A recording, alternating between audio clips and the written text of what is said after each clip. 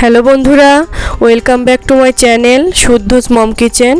আজকে আমি আপনাদের সাথে নতুন আরেকটি রেসিপি নিয়ে হাজির হয়েছি। সেটি হলো কাতল মাছ দিয়ে লাউয়ের তরকারি। খুব সহজভাবে এই রান্নাটি আপনি করে নিতে পারেন এবং খেতে অনেক মজা হয় আর অনেক পুষ্টিকর। তো তার জন্য মাছ যেভাবে ভেজে নেয়, আমি প্রথমে লবণ হলুদ দিয়ে মেখে তেল দিয়ে লাল লাল করে মাছগুলোকে ভেজে নিয়েছি। তারপর ওই তেলেই আমি দিয়ে দিয়েছি শুকনো লঙ্কা ফোড়ন। এবার লঙ্কাগুলোকে আমি কালচে করে ভেজে নেব। এরপর আমি দিয়ে দিয়েছি পাঁচফোড়ন। তারপর দিয়ে দেব কেটে রাখা পেঁয়াজগুলোকে আমি লাল লাল করে ভেজে নিব। আর তার মধ্যে দিয়ে দেব একটুখানি জল, যাতে পেঁয়াজগুলো কালচে ভাব না আসে, অর্থাৎ পুড়ে না যায়। এরপর আমি এর মধ্যে একে একে দিয়ে দেব লবণ, হলুদের গুঁড়ো, মরিচের গুঁড়ো, জিরের গুঁড়ো, ধনের গুঁড়ো, আদা এবং রসুন পেস্ট। এবার আমি মশলাগুলোকে খুব ভালো করে নেড়েচেড়ে কষিয়ে নেব। মশলা থেকে তেল উপরে উঠে আসলেই আমি এর মধ্যে দিয়ে দেব কেটে রাখা লাউগুলো। এখানে লাউগুলোকে আমি একটু বড় সাইজ করে কেটে নিয়েছি।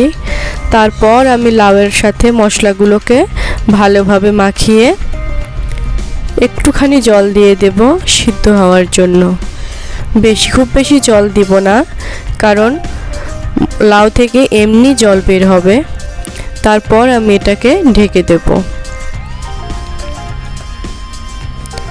তো দেখুন, আমার লাউ থেকে যথেষ্ট পরিমাণে জল বেরিয়ে এসেছে।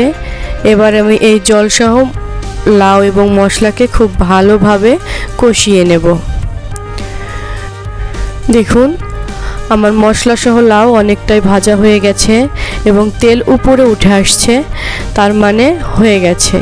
এরপর আমি এর মধ্যে দিয়ে দেব জল। তারপর উপরে দিয়ে দেব কিছু ধনিয়া পাতা কুচি, আর দিয়ে দেব কয়েকটা কাঁচামরিচ। শুধু ফ্লেভারের জন্যই আমি কাঁচামরিচগুলোকে দিয়েছি। এরপর আমি দিয়ে দেব ভেজে রাখা মাছগুলোকে আমি লাল লাল করে ভেজে নিয়েছিলাম। আমার রান্না প্রায় শেষ। এবার ঝোল শুকিয়ে আসলে আমি আমার তরকারিটা নামিয়ে নেব।